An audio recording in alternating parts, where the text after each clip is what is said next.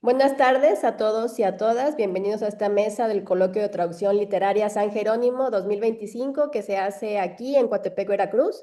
Hoy hablaremos de la traducción del Llano en Llamas de Juan Rulfo, un libro fundamental de la literatura mexicana que gracias a la traducción sigue encontrando nuevos lectores en otras lenguas.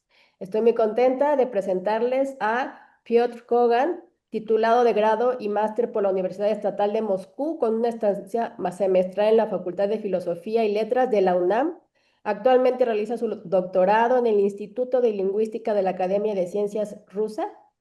Es traductor al ruso de literatura latinoamericana y española y ha participado en talleres de traducción literaria en la Casa de Arte de Peredelquino. Además de ser investigador y autor de artículos sobre la historia de lengua española y la traducción literaria. También es profesor de español en la Escuela Superior de Economía y en Novaya Sklova, en Moscú. Bueno, ya me corregirás cómo se dice. Y también estamos muy contentas de presentarles a su conversadora, que es Alina Dadaeva, escritora, investigadora rusófona, originaria de Uzbekistán, quien reside en nuestro país, aquí en México, desde el 2014. Sus poemas, ensayos, cuentos cortos y traducciones se han publicado en revistas y almanaques de Rusia, Uzbekistán, Kazajistán, México y Ucrania, Estados Unidos, Inglaterra, Dinamarca y Armenia. Es autora de 2 libros de poesía y fue residente del International Writing Program de la Universidad de Iowa. Sin más, voy a apagar mi cámara y se quedan ustedes dos. Muchas gracias y bienvenidos. Buenas tardes, estimados amigos. Hola Alejandra, hola Piotr. Qué gusto conocer, más bien platicar con ustedes y conocer a distancia a aquellos que nos van a escuchar. Y quiero empezar, Petya, con una pregunta de carácter biográfico. Tú naciste en un medio académico. Tu padre es un destacado investigador del Oriente Medio y quisiera saber si nunca te sentiste tentado por dedicarte a la literatura árabe. ¿Cómo fue tu camino hacia las letras hispánicas y en particular a la literatura mexicana? Bueno, yo antes que nada, si me permites, yo quiero agradecerles la oportunidad, esta oportunidad a Alejandra y también decirle muchas gracias a José Miguel Barajas que me invitó a participar. Fue un poco de manera inesperada, pero yo estoy muy feliz y muy contento de estar aquí con todos ustedes y contigo en particular, Alina. También fue algo bastante inesperado, pero al fin y al cabo, bueno, pues muchas gracias y muy feliz de estar aquí. Por lo que me preguntas sobre mi padre y la literatura árabe, bueno, la verdad es que no había pensado mucho en esto. Desde, bueno, ya en el colegio, cuando terminaba el colegio, me daba cuenta de que como quería estudiar algo que tuviera que ver con las lenguas y la lengua española estaba entre las que más me interesaban por varias razones y ya desde ahí, bueno, empecé con esto y bueno, es que claro que la cantidad de cosas que hay en el mundo árabe y la cantidad de cosas y lo interesante que son es impresionante y siempre me atrae también y me interesa, pero igual este factor del padre investigador fue más bien como algo que, no sé, que te da ganas de oponerte, o sea, bueno, me costaría contestar. Yo creo que por ahora no tengo y no lo veo como algo que me pudiera atraer en los próximos años. Sí. Gracias, Piotr. Yo creo que sí, esa resistencia hacia el legado patrimonial es muy importante y hablar del padre, del contexto de Rulfo, aún más tiene sentido. Pero ahorita quiero ya pasar al tema de nuestra obra, la obra que tú tradujiste. Y la primera traducción de Pedro Páramo al ruso fue hecha, si no me equivoco, en 1970. Y después, como bien tú lo explicas en el estudio preliminar al libro, la traducción se reeditó en 1999 y en 2009. Pero yo diría que Rulfo nunca se popularizó realmente entre los lectores rusófonos, a diferencia de Borges y de los 4 grandes autores del boom, García Márquez, Cortázar, Vargas Llosa y Fuentes. Desde tu punto de vista, ¿a qué se debe esta, diría yo, injusticia? Al hecho de que el boom latinoamericano fue un fenómeno no solo cultural, sino también comercial, y que aquellos que no encajaron en él no tuvieron oportunidad de ser dignamente publicados y distribuidos en las tierras tan lejanas. ¿O desde tu punto de vista existe alguna otra razón por la cual el lector rusófono aún no se ha podido acercar plenamente a la obra de Juan Rulfo? Bueno, esto es una buena pregunta que yo me he hecho varias veces y a la cual, lo siento mucho, tampoco podría dar una respuesta, bueno, equilibrada, y muy, yo creo que muy exacta. Solo puedo hablar sobre o sea, como yo lo veo. Y la verdad es que yo creo que Ah, tiene que ver antes que nada no con la propia figura del Rulfo o con lo que tú mencionaste, por ejemplo, cosas como culturales, como la actividad de la agencia Carmen Balcells o algo, no sé, sobre la distribución y sobre la promoción de la literatura latinoamericana, digamos, en Europa. Más bien yo creo que tiene que ver con algunos procesos de la publicación y de la traducción también, aquí en la Unión Soviética en aquella época. Según parece, es que ahí hay un detalle bastante curioso, que este primer tiraje que se publicó en el año 1970 se supone que contó con un tiraje de 100.000 ejemplares, ¿no? Entonces es como, bueno, un tiraje normal, para la Unión Soviética, pero por ahora totalmente inimaginable. Sin embargo, estos libros ya son muy difíciles de encontrar, por ejemplo. Entonces yo supondría que esto es como alguna historia más o menos oculta que debería de tener, algo que ver con los rasgos específicos de la política de publicar en general aquí. Y bueno, ahí ya también las cosas dependen. Yo creo que hoy en día yo lo entiendo perfectamente bien, que depende mucho, por ejemplo, de si hay alguien interesado aquí en el país del receptor en promover a un autor o a otro autor. Y si lo hay, pues entonces la cosa va mejor, y si no lo hay, peor, y de eso depende también mucho. Y yo creo que, bueno, bueno, la gente no se interesó demasiado porque no hubo una figura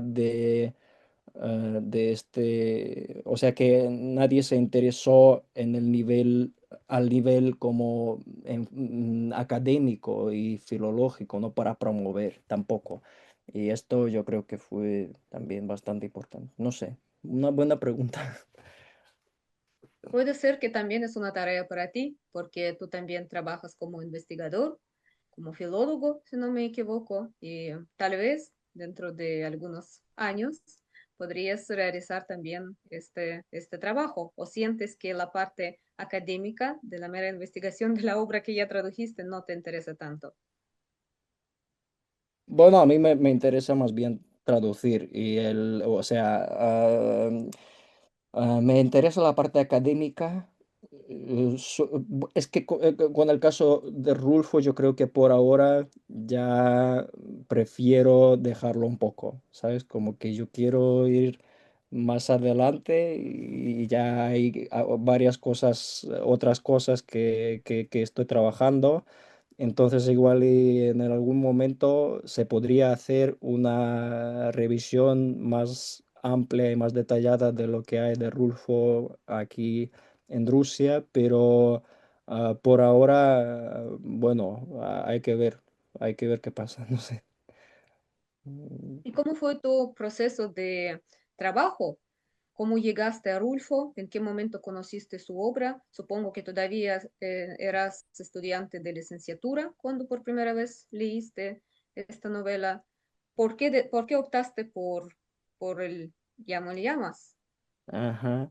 Ah, esto, justo ahí mencionaste la figura de mi padre y bueno, eso lo tengo que decir muy claro, que de manera muy clara que fue él quien me enseñó, justo fue mi padre que me enseñó a Rulfo.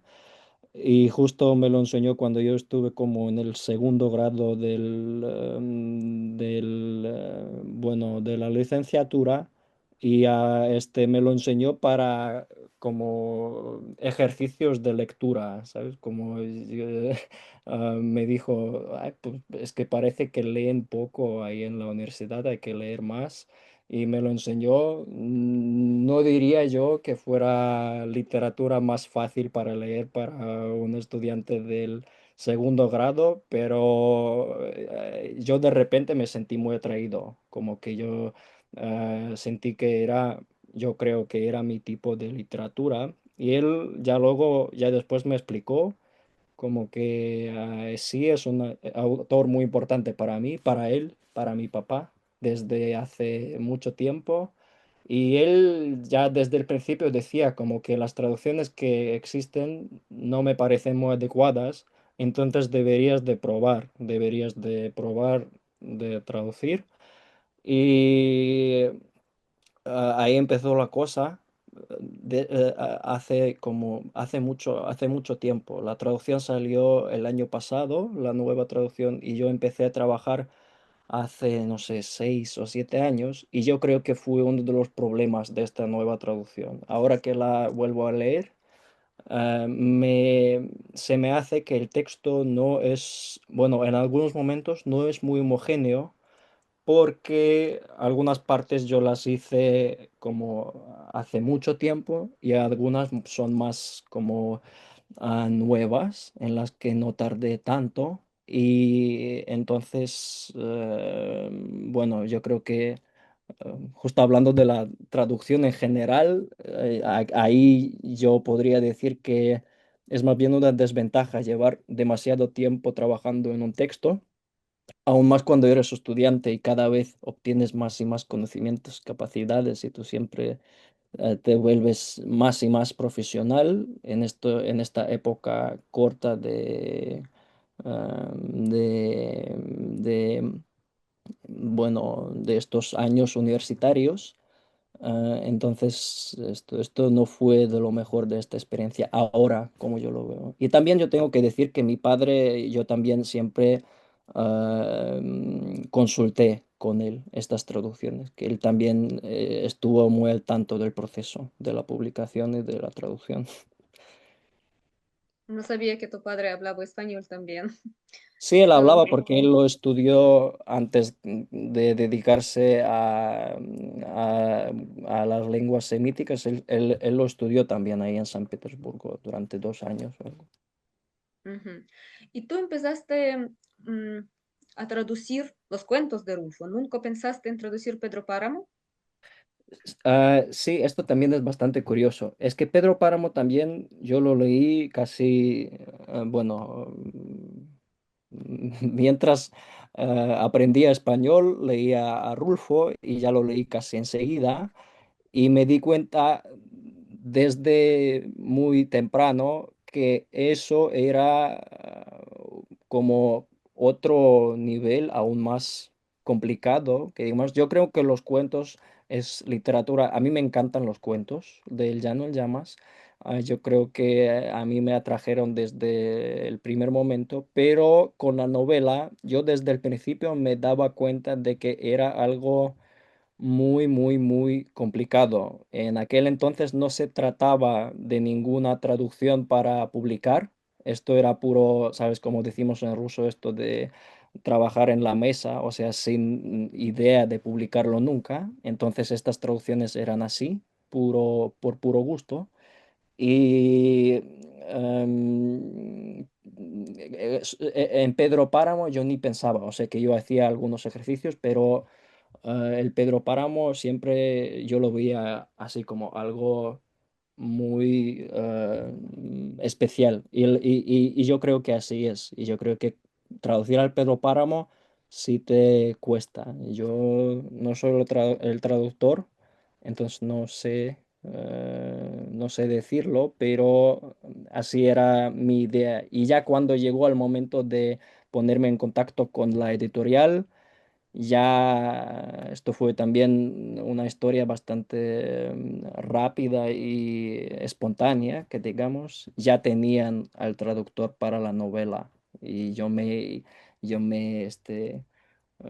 le robé a este traductor los cuentos porque yo dije como yo me dedico a esto, yo quiero mucho hacer los cuentos, pero la novela ya como que ya sería demasiado para mí. ¿Y tuvieron algún tipo de comunicación con tu co-traductor, el que tradujo Pedro Páramo para la misma edición? Yo nunca. Y bueno, es una pena, pero no, ahí el proceso de la publicación en general es otra historia, que la editorial es bueno, la editorial más grande de Rusia, que es la Exmo, y entonces ahí los procesos, bueno, como es una empresa enorme, no sé, yo creo que tú te lo imaginas, ¿no? Entonces, la verdad es que ni conozco, aunque me gustaría, ni tuvimos ningún contacto, ¿no? Una pregunta práctica, porque creo que es muy importante para los traductores y jóvenes traductores.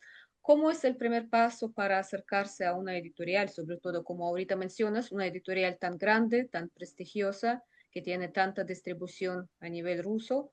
Describe, por favor, paso por paso cómo lo lograste. Yo diría que yo aquí, bueno, casi no jugué bueno, yo tuve amigos. La verdad es que eso es una historia, en particular con lo de Rulfo, es una historia bastante, bueno, especial, porque ahí lo que pasaba es que yo me di cuenta en verano del año 2022 que iba a ir a México y ya ahí me di cuenta que yo quiero trabajar Rulfo y digo, yo tengo los borradores, casi todo el libro, y yo digo, quisiera publicarlo. Y entonces yo me pongo a investigar sobre los derechos, porque como tú ya lo mencionaste, estaba tres veces reeditado, ¿no? Entonces ya me puse a investigar y me di cuenta de que los derechos los seguía teniendo Exmo, los tenía en aquel entonces. Y yo, bueno, mi gran amigo Alexander Filipov Chekhov, que es el director de de los programas de traducciones que existen en la Casa de Arte de Peredelkino, donde ahí nos conocimos. Él ya me ayudó bastante con esto de entrar en contacto y de, bueno, establecer este contacto. Y ya justo coincidió de manera totalmente espontánea que justo empezaban a hacer el nuevo proyecto y bueno, gracias a Alexander me incorporaron en el proyecto quitándole al otro traductor los cuentos. Bueno, entonces así era la historia. Sí. Entonces Perfecto. yo no podría dar un buen consejo en este sentido. Yo creo que, bueno, básicamente hay que elaborar un buen proyecto, como lo hice ahora con otra cosa que yo quiero traducir, por lo que tú me preguntas sobre ponerte en contacto con la editorial. Es justo esto, elaborar un proyecto donde escribes la información básica sobre el libro, das pruebas de tu traducción, cómo lo verías, y ya lo mandas, escribes una carta formal y ya a ver qué pasa. Sí. Gracias, Piotr. Ahorita ya estamos pasando a otro bloque, que son preguntas que tienen que ver con la poética de la novela y las dificultades de traducirla, perdón, no de la novela, en tu caso de los cuentos. Y quisiera saber lo siguiente. Yo creo que es una pregunta muy banal, pero ¿cuál fue tu primer acercamiento y cuáles eran las cosas que más te preocuparon al momento de empezar a trabajar? Sean dificultades lingüísticas, semánticas, prosódicas, porque la prosa de Juan Rulfo es una prosa altamente poética, tiene cierta cadencia muy cercana mm, a la poesía en prosa y por lo tanto no siempre es transferible al otro idioma, sobre todo un idioma tan distinto. Entonces, ¿cómo fue esto para ti? Sí, justo yo creo que lo que tú mencionas de la poética, del lenguaje que tienen los cuentos, eso sería, bueno, lo más especial, lo más difícil, pero al mismo tiempo yo creo que en algún sentido es lo más fácil, porque es lo que tú percibes cuando lees una obra y es lo que más te gusta, es lo que más te llama la atención, ¿no?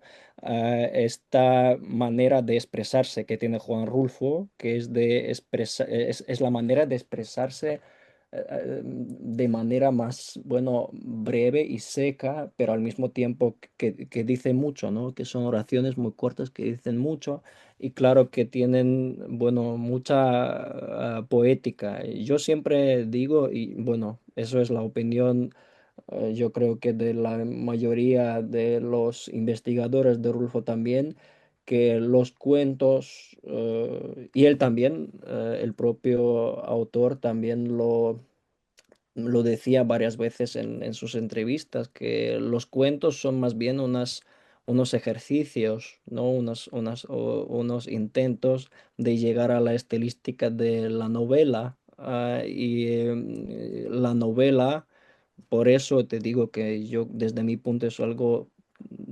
totalmente 100% más complicado, porque ahí la poética viene al colmo, ¿no? Como ahí los ah, 70, si no me equivoco, los 70 fragmentos de la novela, cada uno podría ser un verso, un breve verso.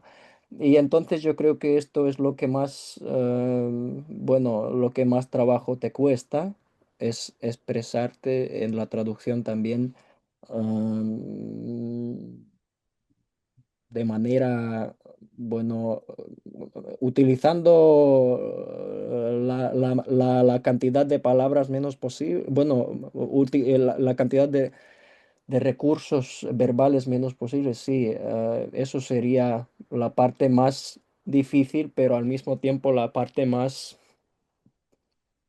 bueno,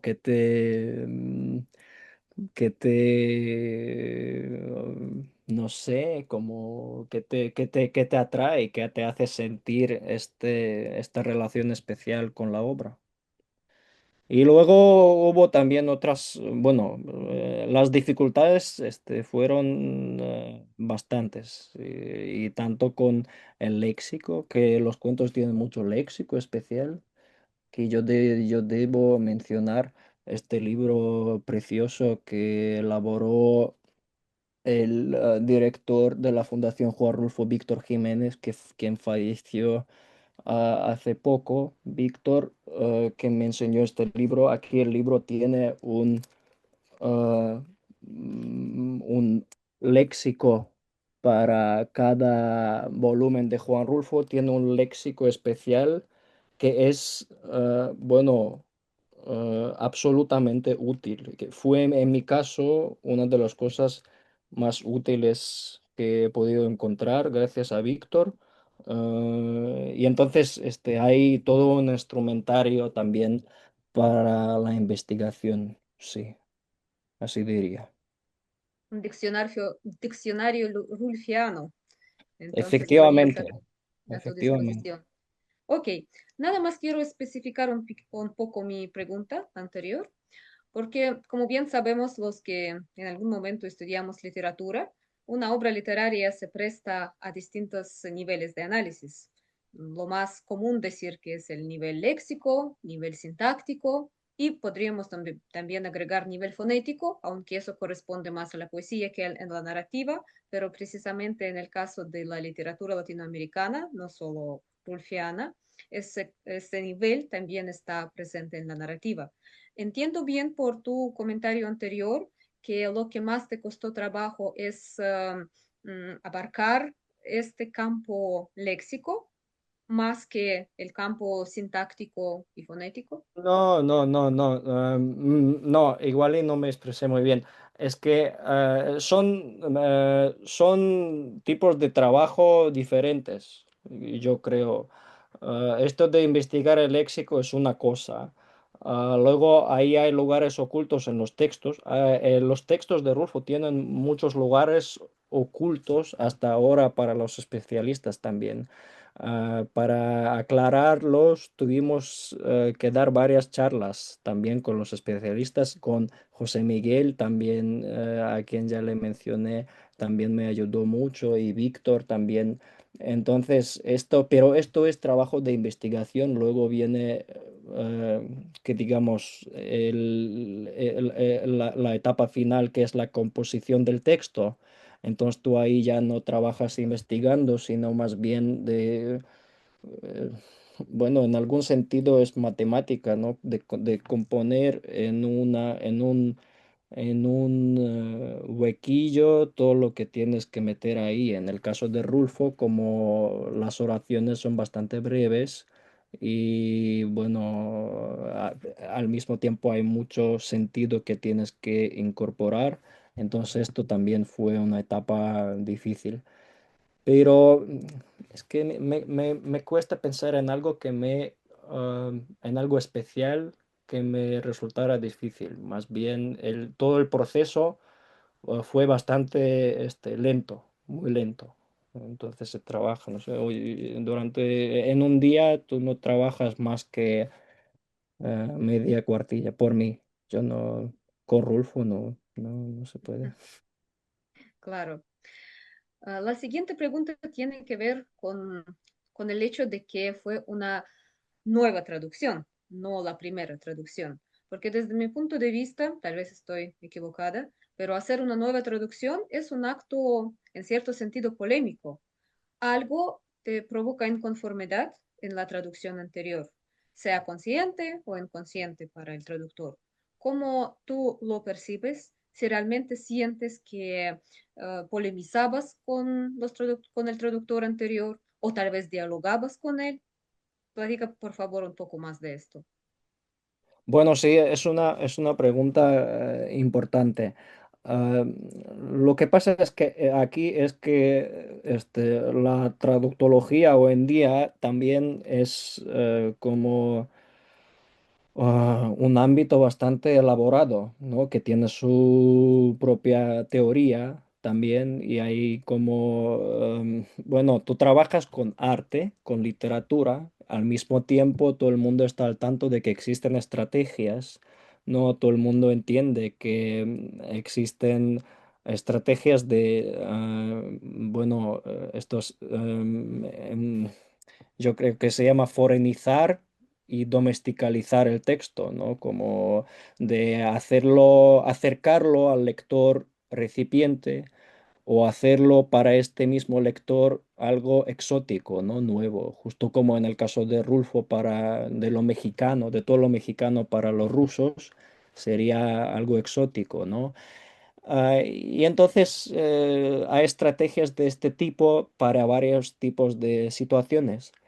Y yo creo que sí, lo que pasó fue que yo no estuve de acuerdo con una gran parte de las decisiones tomadas por la traductora, y yo creo que, bueno, yo no le quiero en ningún caso echarle la culpa a nadie, y esto no es lo que me importaría. Más bien yo creo que aquella traducción fue producto de su tiempo. También yo escribí un trabajo, un artículo pequeño para la revista El pez y la flecha de la Universidad Veracruzana, Y ahí intento explicar un poco algunas de las estrategias que a mí desde mi punto de vista, más bien fueron, no fueron muy adecuadas para el texto de Rulfo, ¿no? Y justo también yo creo que la parte que más sufrió en aquella traducción fue la de estilística, que es, según yo, la parte clave para este texto, una de las partes clave, ¿no? Ah, sí, dime. ¿Puedes dar algún ejemplo? Dar algún ejemplo. Ay, ay, ay. Me costaría ahora que yo no tengo el texto, pero justo lo que pasa, por ejemplo, hay varios ejemplos. Si hablamos de la estilística, los ejemplos yo creo que son muchísimos, se puede encontrar en la novela, sobre todo. En la novela se puede esto percibir de manera muy clara. Y lo que pasa es que luego la propia lengua española también te da retos, ¿sabes? Como si hablamos sobre esta frase mítica de la novela que inicia la novela, que es la de vine a Comala porque me dijeron que ahí y ya, ya, ya. Tú sabes, Alina, perfectamente que este propio verbo venir al ruso, tú no lo puedes traducir así, venir, tú lo tienes que traducir o venir yendo, caminando, o Ujú. venir en algún vehículo o algo, tú no lo puedes decir, либо пришел, либо приехал. Y Viejo. esto ya es como problemático porque las dos opciones, por ejemplo, revelan algo que no está en el texto original, ¿no? Y este tipo de cosas son muchos.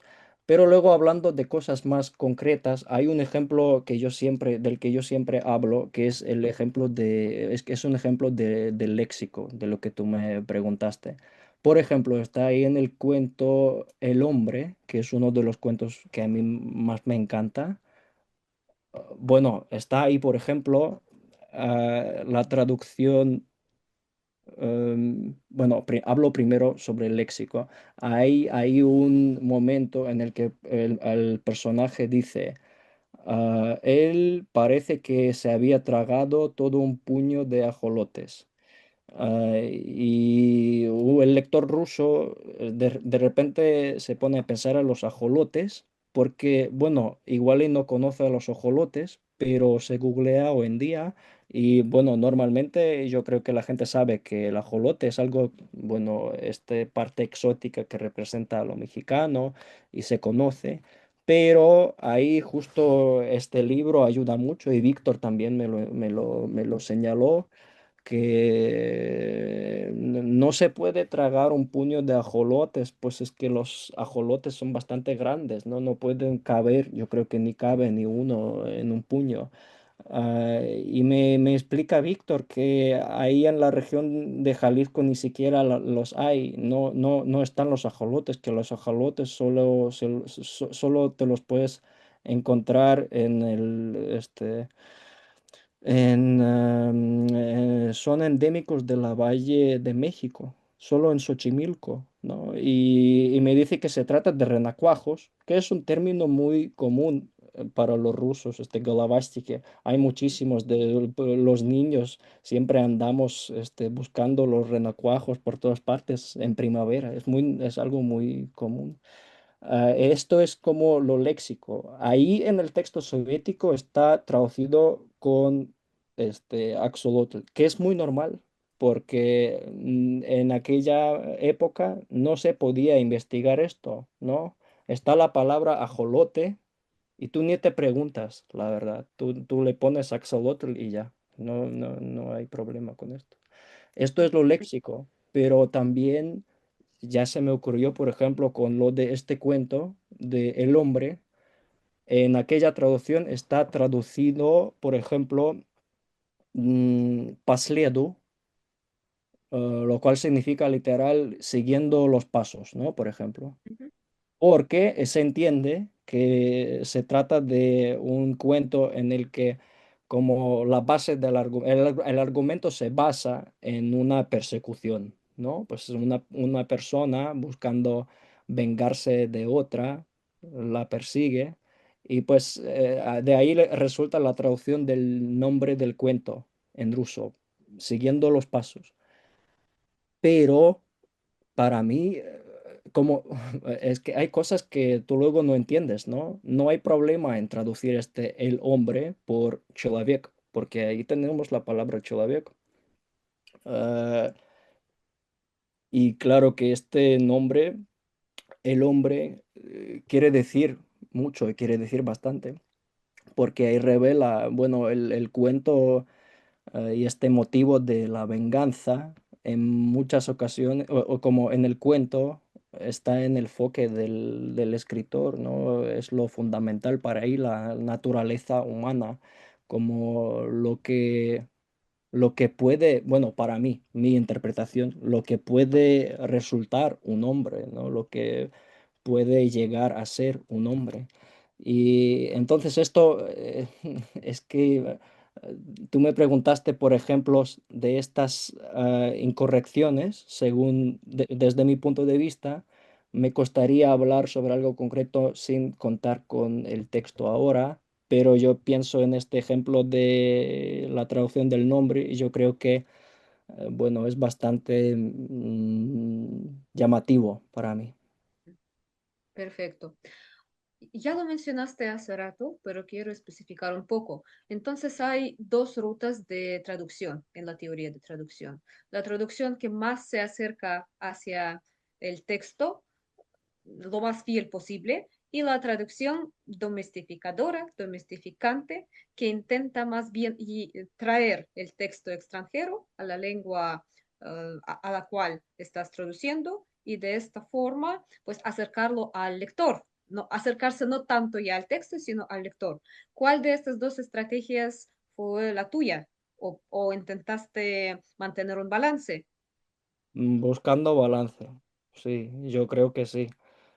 Bueno, por lo que es que yo creo que seguro que hay más estrategias y seguro que hay también matices, ¿no? De más domesticante o más forenizante, ¿no? Más bien estas son las dos tendencias, ¿no? Que permiten que permiten valorar la traducción, ¿no? Pensar en lo que intentó hacer el traductor.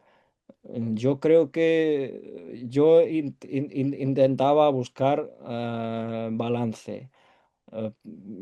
También podría dar ejemplos. Por ejemplo, ahí tenemos muy presente en Rulfo la palabra maíz, que es, bueno, sin maíz no hay país, ¿no? Algo muy fundamental, claro, no solo para México, sino para toda la región de América Latina. Y luego, no sé si tú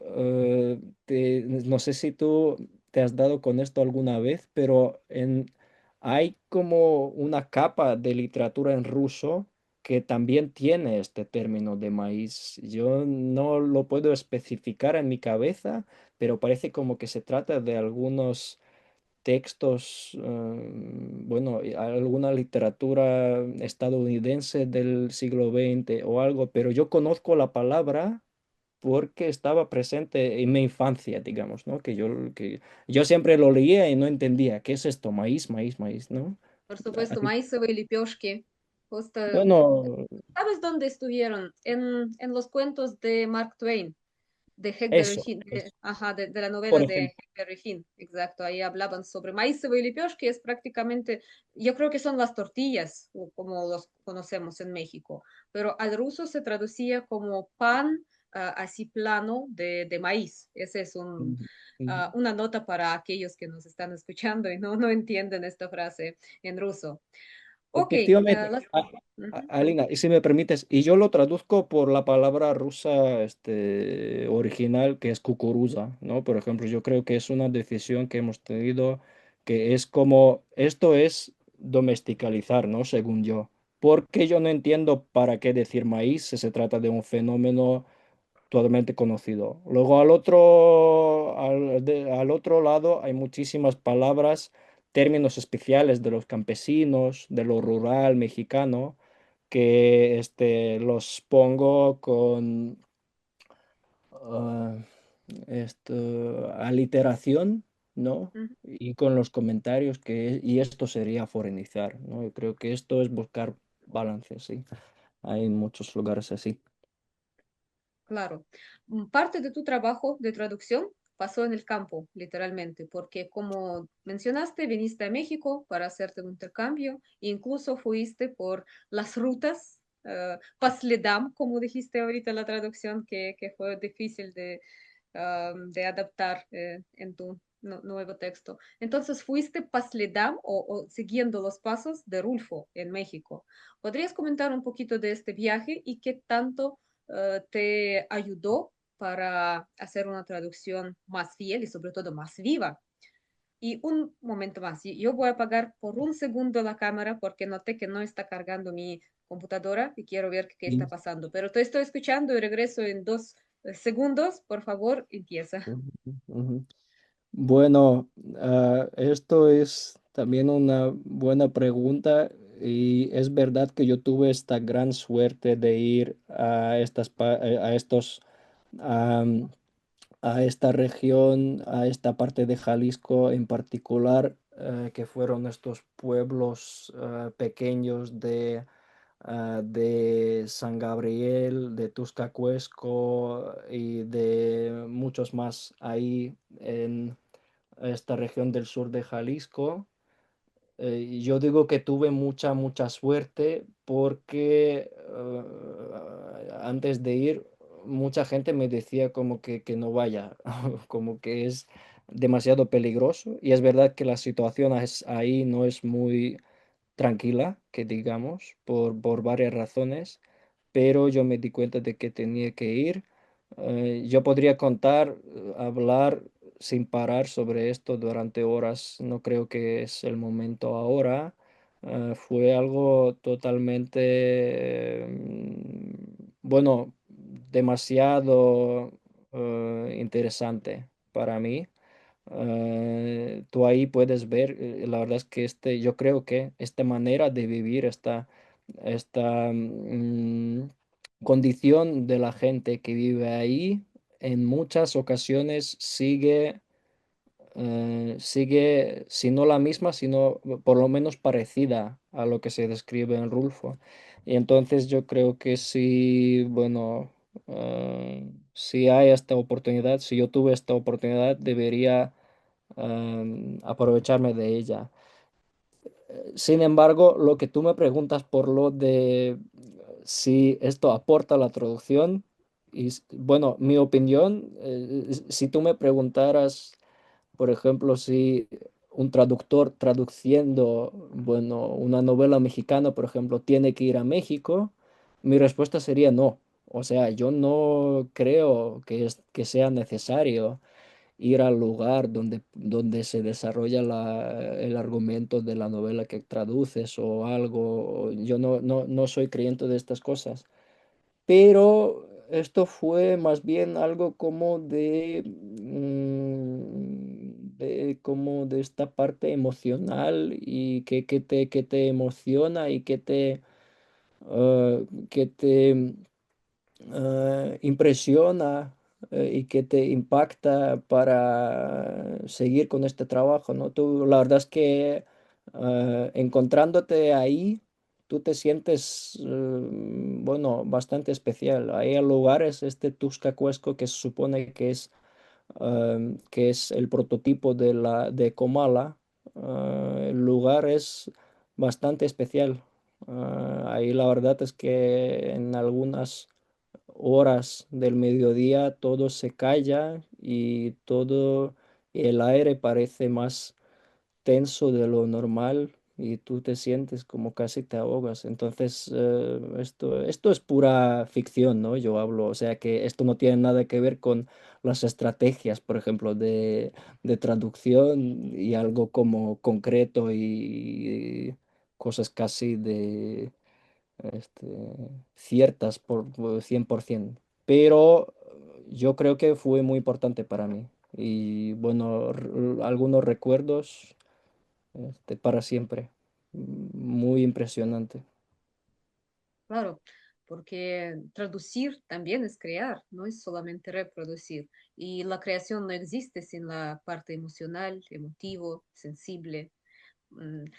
Ahora, tú mencionaste hace unos minutos, ya, yo creo que no, hace ya unos 40 minutos porque el tiempo está pasando demasiado rápido y tenemos que ya acercarnos hasta el final, que ya decidiste voltear la hoja, como decimos luego en ruso, dejar de lado por el momento a Rulfo y dedicarte a otros proyectos. No sé si tú recuerdas, pero hace 2 años, cuando tú y yo nos conocimos en México, platicamos un poco sobre aquellas obras de la literatura mexicana que se podrían traducir al ruso y que probablemente podrían provocar el interés de parte del lector general. Y coincidimos en que esta obra podría ser Cartucho de Nelly Campobello, también otra obra del índole revolucionario. ¿Aún tienes en mente traducirla? Y si no, ¿cuáles son tus otros proyectos? Si nos podrías compartir los... De los demás proyectos no me gustaría hablar, como yo no quiero hablar de algo que todavía no está, ¿no? Sobre el cartucho, yo lo tengo en mente. Yo tengo estas pruebas mías, yo ya tengo intentos, ¿no? Algunos fragmentos. Es una obra también que me impresiona, que creo que la verdad es que a mí la primera vez que lo leí, que la leí me pareció en algún sentido parecida al Pedro Páramo, que está también escrita en estos fragmentos brevísimos, y esto también es prosa poética, ¿no? Ahí el discurso de esta niña, ¿no? Que es la protagonista, esto es pura poesía, según yo. Y también las oraciones son bastante raras, ¿no? Como se cortan de repente y ahí tienes los suspiros, o sientes esta narración algo especial. Entonces, claro que me interesa. Yo, bueno, me gustaría trabajar en esto, solo que hay que contar con algún tiempo, o sea que me falta tiempo ahora. Sí. Claro, precisamente por eso yo quisiera que tú o alguien de los traductores rusos se encargara de esta obra, porque marca otra ruta para el desarrollo de la misma literatura rusa, porque una obra extranjera al momento de entrar realmente al cuerpo literario de un país cambia también el contenido de las letras nacionales. Y tanto México como Rusia al principio del siglo XX vivió esos acontecimientos trágicos, difíciles, que son las dos revoluciones. Y por supuesto, este acontecimiento no pudo no haberse reflejado en el arte, en particular en la literatura, tanto en la literatura rusa como la mexicana. Pero el trato que se dan a este tema nuestros autores es muy distinto. La literatura rusa es más épica, es más monumental, más trágica, o al revés, es más triunfal, mientras que en la literatura mexicana también existe este lugar de otro tipo de la narrativa revolucionaria, la narrativa poética, la narrativa fragmentaria, la narrativa, yo hasta utilizaría la palabra, el adjetivo vulnerable. Y yo creo que es muy valioso porque desde mi punto de vista, yo no soy experta en la novela revolucionaria rusa, pero desde mi punto de vista, esta dimensión carece allá y por lo tanto podría enriquecer mucho la visión de los lectores y también de los autores rusos. Pero ya vamos a finalizar con dos preguntas que ya no tienen nada que ver con Rulfo, sino que van a tratar temas generales de la traducción y en particular los temas de la teoría de la traducción. Porque creo que muchos traductores empiezan no solamente a trabajar, no solamente se desempeñan en el campo práctico, laborioso, meticuloso, trabajando día a día, palabra por palabra, sino creen para sí mismos una especie de la metafísica de la traducción. Y en la teoría de traducción es muy obvio, podemos pensar en el texto La tarea del traductor de Walter Benjamin, que también a su vez era un traductor. donde él habla en particular que el traductor al momento de traducir se está acercando a ese lenguaje puro, lenguaje, podríamos decir de una manera profana, lenguaje divino que fue perdido después de la caída del ser humano y de su expulsión del paraíso. Y por lo tanto, el traductor, aún mucho más que el poeta, está trabajando con el lenguaje, porque el poeta, él crea mundos, se dedica a otras cosas, mientras que un traductor, igual que un filósofo, se está acercando la esencia del lenguaje, lo está cuestionando y de esa manera está resucitando ese lenguaje perdido y por supuesto también la obra extranjera que de otra manera también sería perdida. Tú aún eres un traductor muy joven, pero tal vez ya también tienes tu propia visión en cuanto a la esencia del arte de traducir. ¿Comentarías algo al respecto? Bueno, la esencia del arte de traducir. Buena pregunta. La verdad es que yo mm,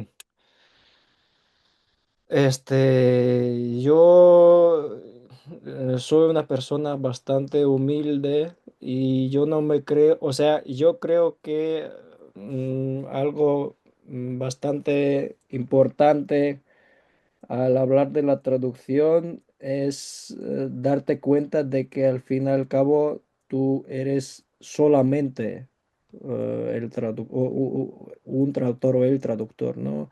Que tú hablas de algo de tocar algo divino, eso es cierto, es importante para ti, pero para los demás no eres nadie más. Y yo creo que aquí lo importante es justo de mantener este equilibrio entre la importancia que tiene el texto para ti, pero al mismo tiempo de darte cuenta de que al fin y al cabo fue otra persona quien lo creó y tú no puedes meterte demasiado en el texto, ¿no? Tú no debes existir, la verdad. Yo creo que el traductor idóneo es el que no se percibe, ¿no? En la lectura. Entonces tú si lees una obra y ni piensas en la traducción, entonces la traducción, bueno, no quiere decir que la traducción esté bien, pero es probable que la traducción esté bien. Entonces yo creo que aquí, bueno, yo todavía no tengo una opinión completa sobre esto, pero para mí es bastante complicada la cosa, ¿no? Esto sí, de no salir demasiado, de no meter en el texto algo que no tenga también, ¿no? Esto es muy importante. Ujú. Gracias. Y yo creo que ya mi última pregunta. Empecé con una cuestión biográfica y voy a finalizar con una pregunta bibliográfica. Yo espero que nos estén escuchando ahora muchos traductores, muchos colegas, probablemente nuestros compañeros del grupo Cucuruza, es una asociación de las personas que se dedican a las traducciones del ruso, a los estudios del mundo rusófono, creada por nuestra gran amiga traductora Mar Gamis. Y tengo esperanza que de alguna forma esta entrevista va a llegar también a sus oídos. Por lo tanto, quisiera pedirte que nos hagas tus recomendaciones en cuanto a los textos de carácter teórico o tal vez teórico diagonal prácticos escritos en las tierras rusas que abarquen la cuestión de la traducción literaria. De la traducción literaria. Así es. Ah, wow, esto es buena pregunta, Alina. Yo no soy muy especialista en esto de la trautología, en la teoría literaria. Yo creo que está, por ejemplo, el libro que yo lo leí cuando era estudiante y de vez en cuando sigo buscando respuestas ahí, que es el libro de los investigadores búlgaros. que son Vlahov y Florin. No sé si tú ubicas este libro que dice lo intraducible en la traducción. Básicamente, dice en ruso es «Не переводимое в переводе». Esto es un libro bastante importante para mí porque ahí trata este término de la realia, que es el fenómeno perteneciente a la realidad, ¿no? Bueno, no sé. Sombrero es una realia de tequila, de México, y tequila es una realia de México, ¿no? Y Shapka Ushanka es una realia de Rusia, y bueno, como ejemplo.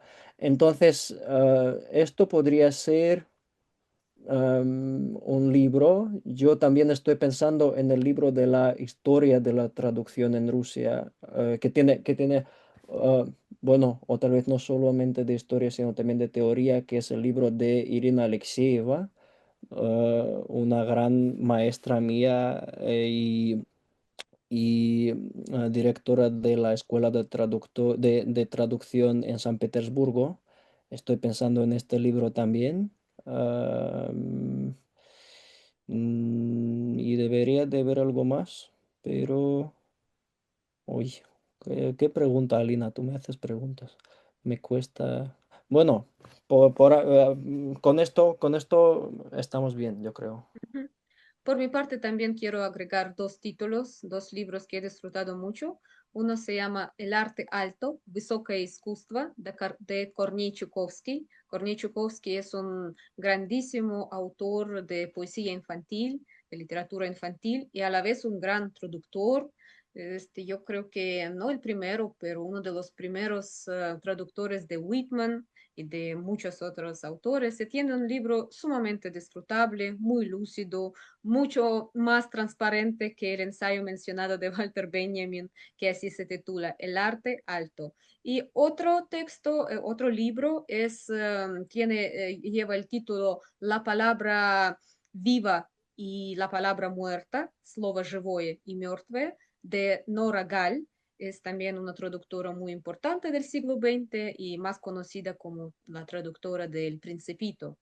Igual es un libro escrito por una persona que no solamente es traductora, sino también autora, escritora, porque está escrito de una manera impecable, muy sugerente, muy bella, pero a la vez da consejos prácticos de cómo hay que traducir y cómo no hay que traducir.